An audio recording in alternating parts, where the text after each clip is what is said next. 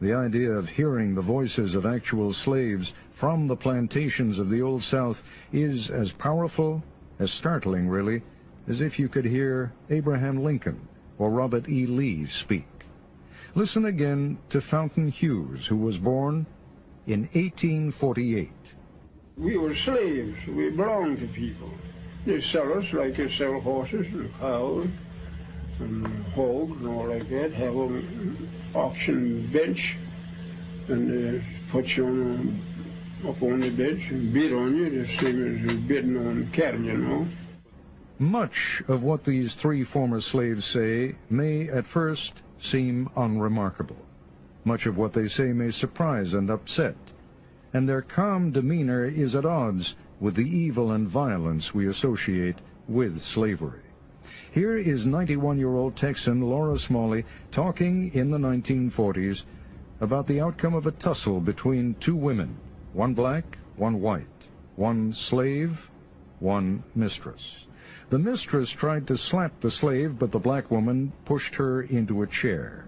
Laura Smalley was a girl at the time, but she remembers vividly what happened to the black woman when the master came home.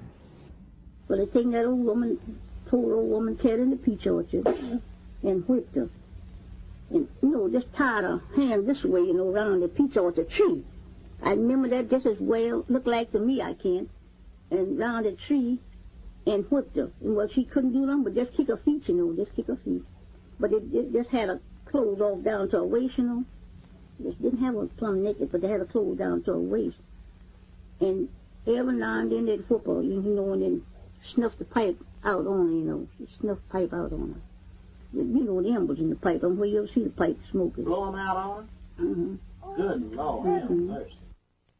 The plantation on which Smalley was a slave sounds brutal. She recalls scrambling with other children for food from a huge wooden tray, like a hog trough. All of them, would get around that tray with spoons and eat, something like mush or soup or something like that. And all them children get around there and just eat. What? Fountain Hughes tells his interviewer about the relentless round of work for him on a Virginia plantation.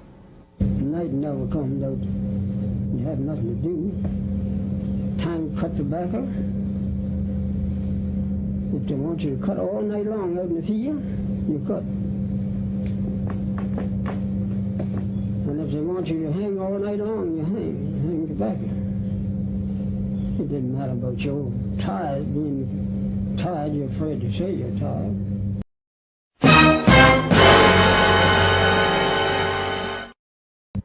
It was cotton, not tobacco, that solidified slavery, though. The invention of the cotton gin at the end of the 18th century made its processing easy, but the crop still needed enormous amounts of unskilled labor. Control of the slave and his labor through laws and regulations became paramount. Fountain Hughes talks about one of those controls, the pass system. Now, I couldn't go from here across the street, or I couldn't go to nobody's house without I have a note or something from my master. And if I had that pass, that was what we call a pass. If I had that pass, I could go wherever he sent me, and I'd have to be back. Whoever he sent me to, they'd give me another pass, and I'd bring that back, so to show how long. Even emancipation didn't truly free the slaves. Freedom freed slaves for more travail. The end of the Civil War found many cast adrift without skills and no place to go. And the Yankees who freed them weren't always seen as benevolent liberators. I remember when the Yankees come along and took all the good horses and sold all the meat and flour and sugar and stuff out in the river and let it go down the river. And they know the people wouldn't have nothing to live on, but they done that. The ex-slaves left one hell for another, perhaps an even more dangerous one. No longer property, they didn't have the protections afforded property.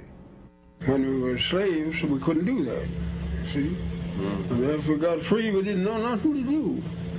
And my mother, she hunted places and bound us out for $1 a month, but we didn't have no property, we didn't have no home, we had nowhere, nothing, we didn't have nothing on it, just like the cattle, we just turned out and get along the best you could.